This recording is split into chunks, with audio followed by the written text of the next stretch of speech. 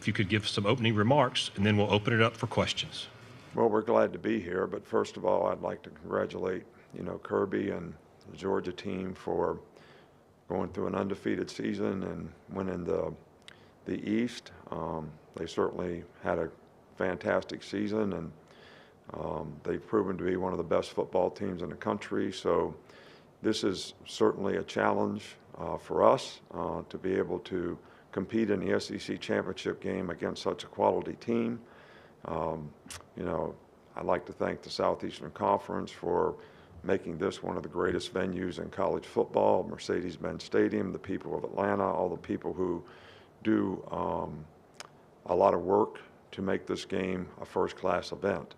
Our team is trying to focus on what they need to do to go play the kind of game that we'll need to play to beat a very, very good team, probably the best team we played all year. I think the challenge for you as a player is you've got to be ready to play and assume that the guy you did play and assume that the guy you're playing against is the best player you played against all year. And I think if you take that approach and channel your energy and enthusiasm into execution on the field, that'll give you the best chance to be successful. For media with questions, please utilize the hand raise function, and we will begin with Charlie Potter of BamaOnLine. Yeah, hey, Coach. It looked like Caleb Downs played quite a bit of star in this past game. Just how has he handled learning and playing multiple roles, and maybe how has that helped the defense out? Yeah, well, we started doing that in the Kentucky game, especially, when they play bigger people.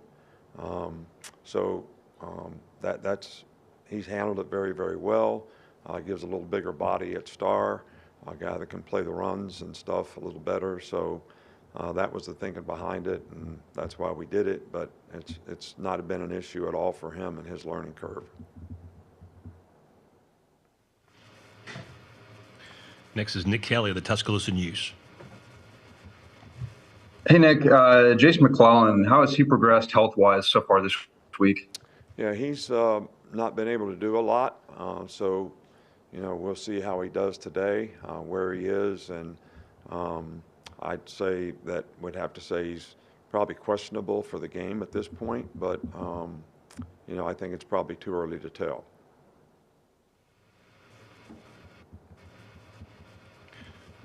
Our next question comes from Mike Rodak of 24/7 Sports. What do you want the committee to see about your team as they watch you on Saturday? Look, we're not really worried about the committee. I'm not concerned about any of those things. I mean, we've got a big challenge here in terms of trying to play the best football that we can play and prepare our team to play the best that they can play. I want our team to focus on the game because that's what we can control. We really can't control anything externally, but we can try to control how we play. And I think that's the most important thing for us to be focused on right now.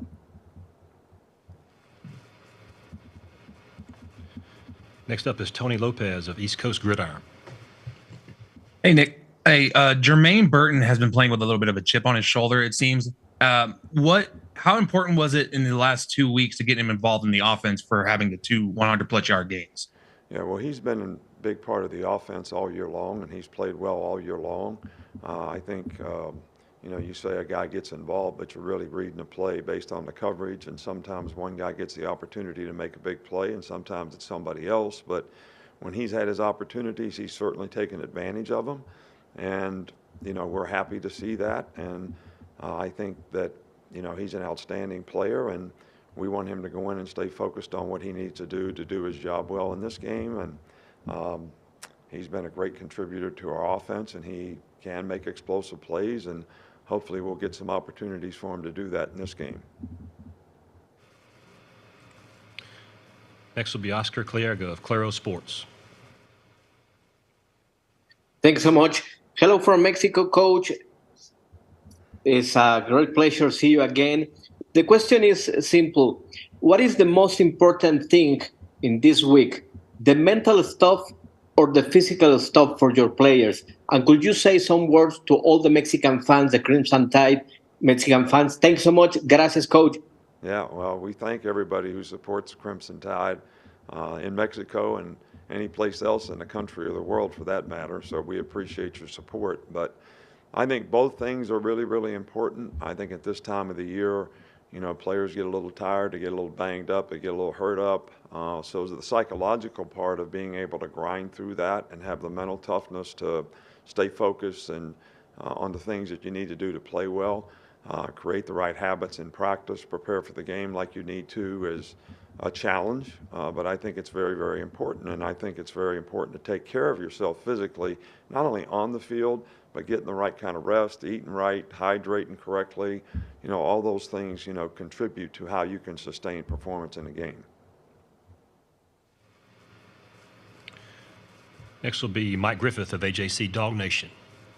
Coach, you were kind of on the front end of this portal transfer NIL a few years ago at spring meetings when you told us that this was the world we might be getting into. How challenging is it to manage the portal, NIL, recruiting, and roster management while you're preparing for a championship game? Is this model sustainable? Yeah, well, I don't know if it's sustainable or not, but look, I've always been in favor of the players having a better quality of life and sharing in some of the benefits.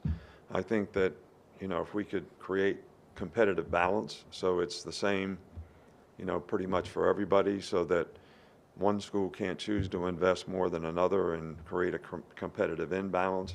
I think that's the major concern that I have. And I do think it's a tough management. We've been trying to focus on the game here, so we're going to look to manage all those things, when this game is over. But it's not easy. It's not easy to do. There's a lot of balls in the air, and I'm sure players are thinking about a lot of things right now too. So it's probably tough for them to manage.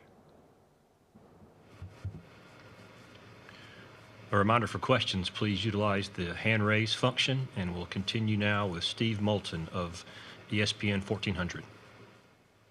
Hey, Coach, appreciate the time. I wanted to ask what you said right after the Iron Bowl of the dangers of winning a game like that, albeit you didn't play your best. Just if you could further explain what you meant by that and maybe how the week of practice has gone as well, Coach. Yeah, well, I think that,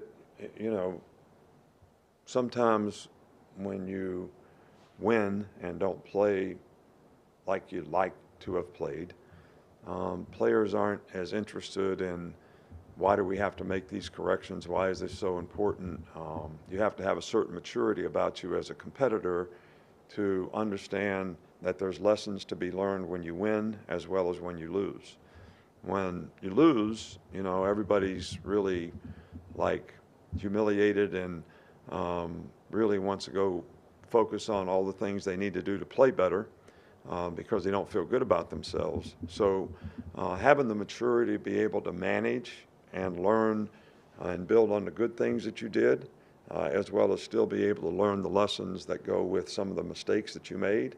I think that's the key to the drill. And I think our players have handled that, pretty well this week. We've got time for additional questions. If you have a question for Coach Saban, please use the hand raise function, and we'll continue with Corey LeBounty of WNSP Radio. Coach, you've been very vocal this season about the support that the fans have given you and the positive energy that they've given your players throughout the contest. What message do you have for your fans that will be attending the championship game on Saturday? I don't think it changes much.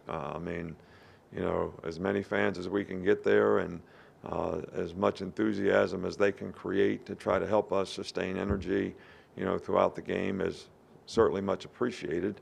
But it's also, I think, beneficial to, the players being able to stay focused and engaged on what they need to do in the game.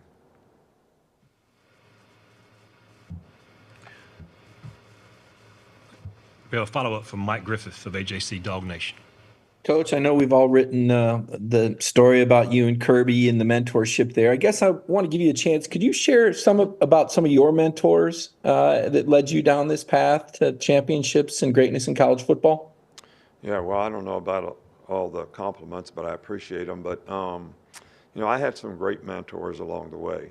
First of all, I had a great college coach in Don James who actually encouraged me and talked me into becoming a coach because it's not something I really wanted to do. And he was very well organized, and he really sort of looked at developing players not only on the field but off the field in terms of developing character that would help them be more successful in life, which is something we've always tried to do. Bill Belichick was a great mentor in terms of organization, football, you know, from every part of the organization, how you evaluate players, the kind of players you want on your team, the kind of team you want to have, the kind of system you want to use. So George Perlis was a great mentor at Michigan State. It's the first opportunity I had to be a coordinator, first person to give me responsibility. And, you know, he had been very successful with the Pittsburgh Steelers and, you know, winning 4 Super Bowls there. So those 3 guys probably had the biggest impact on me. But I've had and learned so much from so many people. I hate to leave anybody out because I've never really invented anything in this game. Always just learned from other really good coaches and good teachers. We have a follow-up from Steve Molton as well. Coach, where do you think your team has improved the most since Texas in particular, Coach? I think the team has improved, you know, dramatically in terms of transformation of confidence, playing together, good leadership. But if you had to say where did we improve the most, I would say it's probably offensively. You know, the transformation of Jalen Milroe at quarterback to be productive has been huge in terms of elevating the confidence of the entire offensive team. The improvement in the offensive line has helped us be able to have a little better balance in the game. The receivers have all played better. So if there is a specific area, I would say that would be, but I think the team as a whole has also improved because of their confidence, playing with more confidence. If there are any other questions, please use the raise hand function. Steve, go ahead. Coach, I do have kind of one off-the-wall question. I asked Lane Kiffin the week of the Ole Miss Georgia game about some Kirby stories, and he mentioned about a tug-of-war there at Alabama in which he beat Kirby in a one-on-one tug-of-war. I was wondering if you recall that as well, Coach. I do not, but my money would have been on Kirby. If I was going to bet, I don't remember it, but that would be my comment. Next, we'll go to Heather Dinich of ESPN. Coach, I understand that you're not worried about what the committee's doing right now, but I'm sure that you've heard, and I think you talked about this on Pat's show, about the narrative of the possibility that the SEC could get left out, because if you win this game, that loss in Tuscaloosa to Texas did happen, and that's how the rankings have unfolded. I just wanted to ask you your reaction to that and your thoughts on the SEC's place in the playoff. Well, I think I commented on it earlier, but to reiterate it, I think that the SEC is one of the best conferences in the country. I think Georgia is one of the best teams in the country, and I think that they're one of the best 4 teams in the country. I think if we beat them, we'd be one of the best 4 teams in the country because, you know, teams do, there's a transformation that goes through the season. So how are you playing now? Where is your team now? How good are you now? I think all those things, you know, come into play. But I think it would be a disrespect to the SEC if there is an SEC representation in the Final Four. I do believe that. Next will be Kate Wyndham of Bama Central. Coach, what have you seen from Jihad Campbell this season and the way that he stepped up when others have been injured and just his ability to make big plays, it seems like? Yeah, well, he makes a ton of plays. He's very athletic. He can run. He's fast. He's a good football player. It's a new position for him, so he's made consistent improvement throughout the season, understanding what he needs to do at his position to execute, you know, his role in that particular call. So, but his production and performance has been really, really good for us, and we certainly needed him because we've had a lot of injuries at that position throughout the season. We have an additional question from Corey LeBounty of WNSP Radio. Coach Deontay Lawson being that alpha dog on your defense, talk about what he means to your defense this season and his growth and development as a player this year. Yeah, he's played extremely well for us. He's played well all year long. But I think the one thing that he does is, he is kind of the leader. He is very smart. He's very intelligent. He understands the game plan. He prepares well for the game. He knows exactly what he's supposed to do and what everybody in the front seven is supposed to do. I think when he's out there, everybody's more comfortable, everybody's more confident because he's a signal caller and he's very confident in making the right calls and getting everybody playing together in the front seven, which is really important. If there are any final questions for Coach Saban, please use the raise hand function.